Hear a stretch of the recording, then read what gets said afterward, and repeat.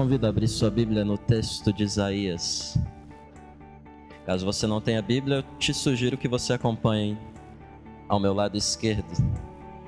Isaías 48, verso 17. Vou ler uma vez e a igreja lerá uma segunda vez, por favor. Isaías 48, verso 17. Assim diz o Senhor, o teu Redentor, o Santo de Israel. Eu sou o Senhor, o teu Deus, que te ensino o que é útil e te guia pelo caminho em que deves andar. Igreja, assim...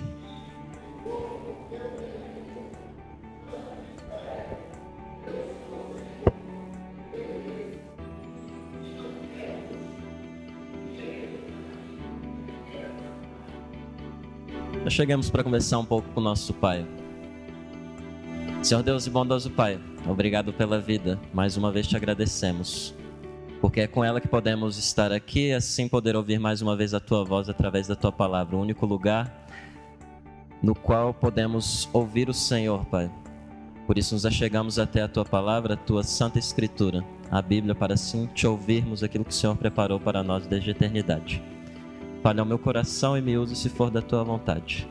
Fale ao coração de cada um e que o Senhor torne cada coração aqui nesse tempo receptivo à Tua palavra. Em nome de Jesus Cristo, amém. Certamente você já deve ter tido contato com aquela típica questão que há entre professor e aluno. E todo professor que é sensível, ao menos ele deve saber da dor que é ter um aluno que não é ensinável, um aluno que se mostra rebelde. Assim foi o povo de Deus.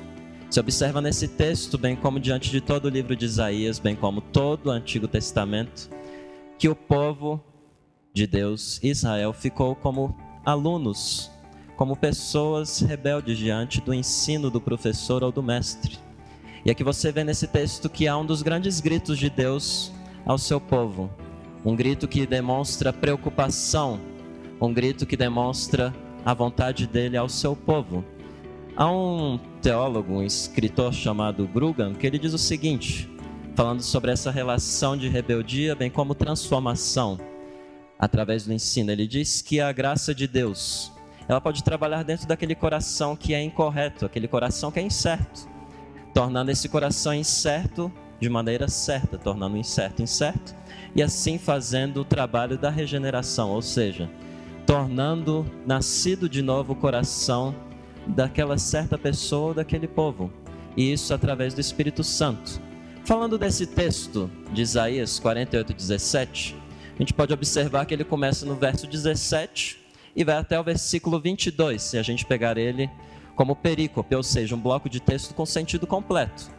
Você observa que há como que uma espécie de um artifício literário chamado aí inclusio. Você observa no verso 18 a palavra paz. Você observa também no versículo 22 a palavra paz. Inclusio é o quê?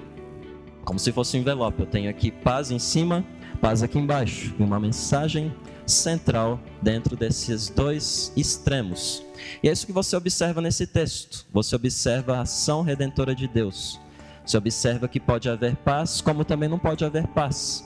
O contexto aqui fala basicamente de uma profecia sobre o cativeiro que esse povo de Deus haveria sim de passar. Esse texto foi escrito por volta de 700 a.C., período no qual viveu Isaías. Então você pode observar que esse cativeiro ele veio ocorrer alguns séculos, alguns anos depois desse período. E o que eu quero falar sobre esse texto é algo bastante prático para a nossa vida. Quero falar sobre o verdadeiro mestre. O verdadeiro mestre. O que nós podemos observar num verdadeiro mestre? Você observa nesse verso que nós lemos, se você estiver com a tua Bíblia aberta, que esse verdadeiro mestre, ele é condutor do seu povo. Você observa bem no final desse verso que é dito assim, tanto no meio dele quanto no final. Eu sou o Senhor, o teu Deus, que te guia pelo caminho que deves andar. O que a gente observa aqui? Deus é o condutor do seu povo. O verdadeiro mestre é aquele que conduz o seu povo, é aquele que conduz o seu discípulo, é aquele que conduz o seu aluno. O nosso Deus, ele é líder, ele nos conduz pelos caminhos de salvação. Ele aponta qual que é o caminho reto e qual que é o caminho torto.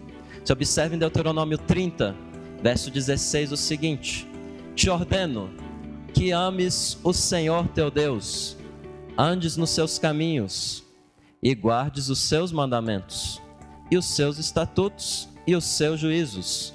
Então viverás e te multiplicarás, e o Senhor teu Deus te abençoará na terra a qual passas para possuí-la.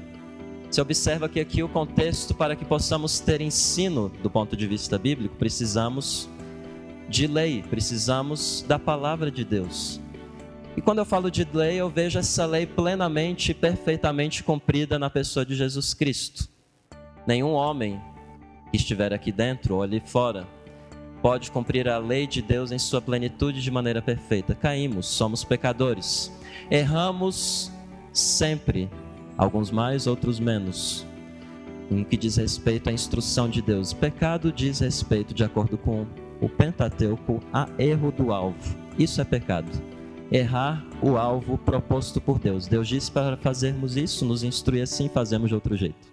Isso é pecado. Todos pecaram, conforme foi dito aqui, e carecem, portanto, da glória de Deus.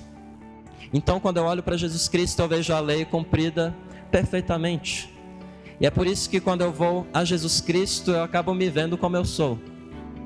Eu vejo quão sujo eu sou, eu vejo quão pecador eu sou, eu vejo a minha imundície, e eu vejo quantas vezes eu desobedeço a Deus. Desobedeço e desobedeço. Desobediência atrás de desobediência. Pecado atrás de pecado. E assim eu não tenho para onde correr, a não ser para os braços do meu Senhor Jesus Cristo. Aquele que é minha justiça e aquele que se faz justo por mim. Permita-me contar uma história para você, citando Paul Washer. Ele fala do seguinte, observe a história, acompanhe. Antes de introduzir, ele traz basicamente um argumento que diz assim: todos os homens sabem sobre o único Deus verdadeiro e a sua vontade o suficientemente para entenderem que eles quebraram a sua lei, o suficiente para entenderem que Deus está contra eles e eles contra Deus. Eis a história. Observe essa seguinte história. Agora, imagine que um entrevistador faz um programa com 3 homens das principais religiões do mundo. O repórter se achega ao judeu ortodoxo e diz: Senhor, se você morresse agora, para onde você iria? E ele assim diz: bem, eu deveria ir ao paraíso, porque eu amo a lei do Senhor, sou um homem justo, faço boas obras, estudo a lei e amo a justiça. Nela me alimento de dia e de noite. Assim o repórter responde: ok, eu entendi. Aí ele passa para o próximo homem, o muçulmano, e pergunta: se você morresse agora mesmo, para onde você iria? E ele vai dizer: eu deveria ir ao paraíso, porque eu amo ao Corão, fiz todas as peregrinações, fiz as orações diárias, dei esmolas aos pobres, e por isso eu sou um homem justo. O repórter então diz: ok, eu entendi. E ele se dirige ao cristão, o cristão verdadeiro, viu? E ele diz o seguinte: se você morresse agora mesmo, para onde você iria? Aí ele responde: eu deveria ir para o céu. Por quê? Bem, eu nasci em pecado. Em pecado minha mãe me concebeu, eu quebrei cada lei já dada por Deus, fui achado completamente injusto, sem mérito, sem valor, de modo que eu mereço mais profundo e escuro julgamento. O repórter interrompe esse homem e diz: pare, eu entendo todos esses outros homens, eles dizem que vão para o céu porque merecem ir para o céu. Deus deve a eles, Deus está em dívida com eles, e assim eles se provam dignos e eles vão para o céu. Mas você, eu não te entendo, eu não entendo você. E assim ele prossegue dizendo: você me conta com alegria que vai para o céu, mas depois me diz que não tem valor ou mérito para ir para lá. Como então é que você vai para o céu?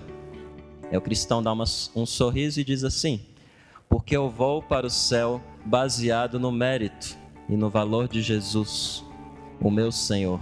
Não o meu valor, não o meu mérito, mas sim o mérito e valor de Jesus Cristo. Agora me responda, diz o Paul Washer, qual desses 3 homens dá glória a Deus e quais deles dão apenas glória ao homem? Veja, isso não é sobre nós, não é sobre minha moralidade, não é sobre minha bondade, isso é sobre Deus. E ele prossegue dizendo em outra de suas obras, em outro dos seus escritos, diz assim: o cristão, ele tem o seguinte grito: eu nasci no pecado e em pecado minha mãe me concebeu. Eu quebrei todas as leis de Deus e eu mereço toda a sua ira justa contra mim. Eu confio na virtude e méritos de Jesus Cristo, meu Senhor. Igual um hino antigo diz, que tudo para Ele, nada em minhas mãos eu trago, somente a tua cruz eu me agarro. Eu não preciso de outro argumento, eu não preciso de outro pretexto. E o suficiente é que Jesus Cristo morreu e que Ele morreu por mim. Você observa aí que o verdadeiro mestre, então, ele é o quê? Condutor de seu povo. Você observa também nesse texto de Isaías que o verdadeiro mestre, ele é preceptor de seu povo. O que é isso? É aquele que ensina. Olha o que diz o versículo aí que nós lemos logo um pouco mais cedo. Eu sou o Senhor, o teu Deus, que te ensina o que é útil. Eu sou o teu Deus que te ensina o que é útil. Deus, ele sempre é bom. E porque ele é bom, ele sempre vai nos dar o melhor. E ele dá o melhor para nós através da tua palavra. Através do ensino dele, nós temos as bênçãos. E assim eu te ressalto o seguinte: o ensino de Deus mantém as pessoas saudáveis. O ensino de Deus mantém as pessoas salvas. É aquela salvação que é cultivada dia após dia. Não é simplesmente um ponto que acabou, morreu por ali e eu vivo de qualquer maneira. E se Deus ensina aquilo que é bom para o seu povo, se Ele ensina aquilo que é bom para promover a minha salvação, que lucro então eu poderia render a Ele? Uma vida de gratidão. E eu vivo essa vida de gratidão através da vivência dessa palavra dEle. E assim eu sou consequentemente beneficiado através desse ensino. E muito do que a gente poderia ter de proveitoso, a gente acaba tendo descartado, simplesmente porque não ouvimos o nosso preceptor. Não queremos ouvir a palavra de Deus e assim acabamos sendo não abençoados no sentido de ter algum benefício. A ideia desse verso da palavrinha hebraica é o seguinte sentido: aquilo que te é útil, aquilo que te traz bênção, aquilo que te traz benefício, aquilo que é útil, igual a versão Almeida, Revista Atualizada, coloca. E falando sobre essa palavrinha, 2 estudiosos que aparecem, eles dizem o seguinte: que essas palavras podem ser melhor ainda traduzidas da seguinte maneira: tirar proveito. E essas palavras aí, tirar proveito, elas dizem respeito a algo bem curioso no livro de Isaías, bem como em todo o Antigo Testamento. É uma referência a alguém que tenta engrandecer a si através de uma falsa segurança em algo que não é Deus. E aquilo que não é Deus, então, é ídolo. Quando Deus não é o seu ídolo, você tem falsos ídolos. E John Oswalt, ele diz algo bastante curioso falando sobre esse verso aí, sobre essas palavras. Ele fala que o único verdadeiro proveito na vida vem quando Deus é em nossas vidas o que Ele é. Ou seja, quando Ele é o único e o verdadeiro Deus para mim. E há um teólogo protestante, hebraísta, bem conhecido, holandês, com um nome bem curioso, Campig-Hughes Vitringa. Ele fala algo bem legal, observe. Quando Deus, o Redentor, diz aqui que Ele ensina seu povo a tirar proveito e que Ele provê para os verdadeiros interesses deles, não pode haver dúvida de que Ele faz essa declaração sobre si, em contraste com ídolos, falsos deuses, o culto que não só não faz bem, mas faz mal, e trouxe grande sofrimento e danos aos seus adoradores. Assim Deus também diz por Jeremias 2,11: há alguma nação que trocou seus deuses, posto que eles não são deuses? Mas o meu povo trocou a glória deles por aquilo de que eles não derivam alguma vantagem, ou melhor, daquilo do qual eles sofrem as maiores perdas e danos. Ídolos. Falando sobre ídolos, quero ajudar você a identificar os ídolos em sua vida com o auxílio do Mark Driscoll. Ele fala bastante sobre isso. Ele traz algumas perguntas que podem trazer à tona os meus ídolos. Primeira pergunta: o que é que você anseia mais apaixonadamente? Responda para si. Segunda pergunta: Onde você busca conforto? Terceira pergunta. De que você mais tem medo? Quarta pergunta. O que mais te irrita com outras pessoas e com Deus? Quinta pergunta. O que faz você feliz? Sexta. Como você se explica aos outros? A seguinte. Do que você se gaba? Mais uma. O que você deseja mais do que qualquer outra coisa? Mais uma. O que você mais sacrifica na sua vida? 10ª pergunta. Se eu pudesse mudar alguma coisa em minha vida, seria? E por fim aqui tenho a 11ª até a 14ª. A aprovação de quem você busca. O que você quer controlar ou dominar? O que você guarda com mais carinho? Do que você reclama? Identificou algo a partir dessas perguntas? Certamente eu reconheci muitos em meu próprio coração. Fiquei espantado com a fábrica de ídolos que é meu coração, igual Calvino já falava. E como então eu tenho que destruir esses ídolos? Ele traz então alguns passos. Observe esses passos. Primeiro passo: reconheça que seu coração é propenso à adoração de ídolos. Nosso coração é uma fábrica de ídolos. Segundo, quebre pela graça de Deus os ídolos em suas vidas. Como? Arrependa-se. Metanoia, utilizando a palavra grega. Mudança de mente. Abandone a velha conduta. Lance fora o velho e coloque no lugar o novo. Somos pessoas idólatras, tendentes a adorar algo. Se eu tirar algum ídolo, vou acabar caindo no erro de colocar outro que não seja Deus. Por isso, coloque no lugar dele Jesus Cristo, que é o terceiro ponto. Volte-se para Jesus Cristo e o adore. Substitua os ídolos de suas vidas, de maneira que seu coração só possa ser repousado e encontrar repouso se assim você descansar em Jesus Cristo. E para ressaltar ainda mais essa questão do verdadeiro mestre, eu fecho esse ponto com as palavras de Calvino falando sobre o preceptor. O verdadeiro mestre é preceptor. Ele diz o seguinte: ele diz assim, Calvino afirma que é manifesta, coloquei eu aqui, e aparece da seguinte maneira: quão chocante a blasfêmia dos papistas, que dizem que a leitura da Bíblia é perigosa e dolorosa a fim de aterrorizar pessoas ignorantes de lê-la. Porventura eles acusarão Deus de falsidade, e declara pela boca do profeta, Isaías no caso, que é proveitoso? Será que eles querem que acreditemos neles em vez de Deus? Embora eles impudentemente vomitem suas blasfêmias, nós certamente não devemos ser dissuadidos do estudo dela, porque haveremos de aprender pela atual experiência com quanta veracidade o que Isaías falou, se tratarmos as Sagradas Escrituras com piedade e reverência. Qual foi a última vez que você pegou essa Bíblia e leu na sua casa? Você ama a palavra do Senhor? Meu encorajamento a ti é que você leia dia a dia a palavra do Senhor. Separe 5 capítulos por dia. Junte com alguém e faça isso. E um vai caminhando um ao lado do outro, para que assim possamos então crescer individualmente e corporativamente em Cristo Jesus. Vimos então que o verdadeiro mestre é o quê? Vê se alguém lembra lá no começo. Ele é o quê do seu povo? Condutor. Em segundo lugar, ele é preceptor. É aquele que ensina. E agora nós vemos nesse verso, logo no início, que o verdadeiro mestre é redentor de seu povo. E esse verso diz o seguinte, bem no início: assim diz o Senhor, o teu redentor, o Santo de Israel.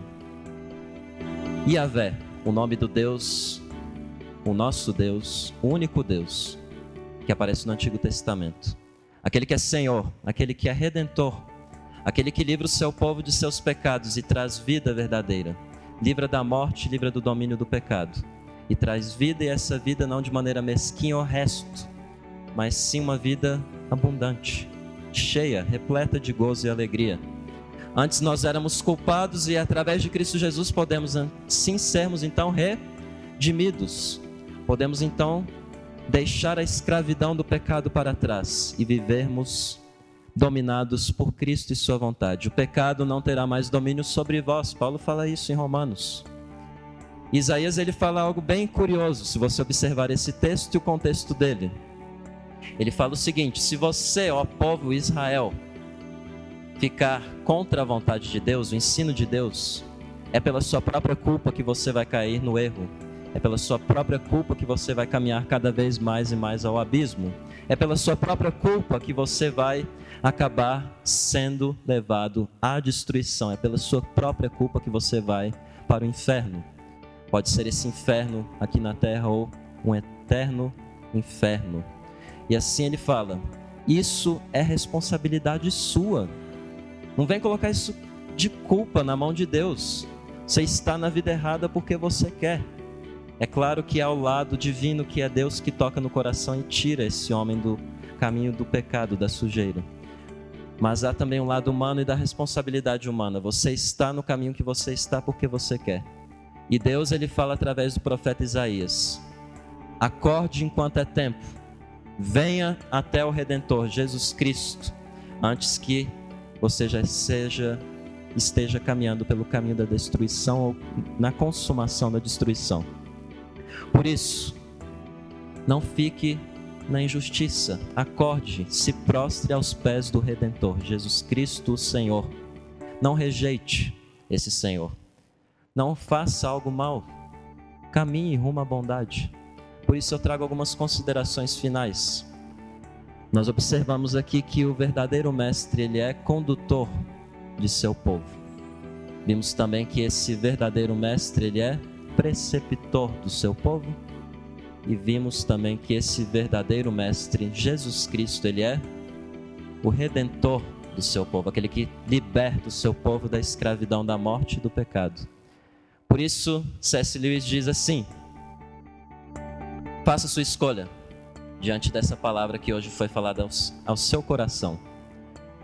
Ou esse homem era, ou é o Filho de Deus, ou não passa de um louco ou coisa pior. Você pode querer calá-lo por ser louco, pode cuspir nele e matá-lo como um demônio, ou prostrar-se aos seus pés e chamá-lo de Senhor e Deus meu. Minha alegria de coração e meu desejo de coração é que você possa se achegar a Deus e assim dizer: somente em Ti, ó meu Pai, encontro refúgio, libertação. Somente o Senhor é Senhor de minha vida. Não tenho outro bem além de Ti. O Senhor te abençoe e que você lembre-se sempre dessa verdade, a única verdade. Jesus Cristo, aquele que é o verdadeiro mestre, aquele que conduz o seu povo, aquele que ensina o seu povo e redime o seu povo. Que o Senhor Jesus te abençoe.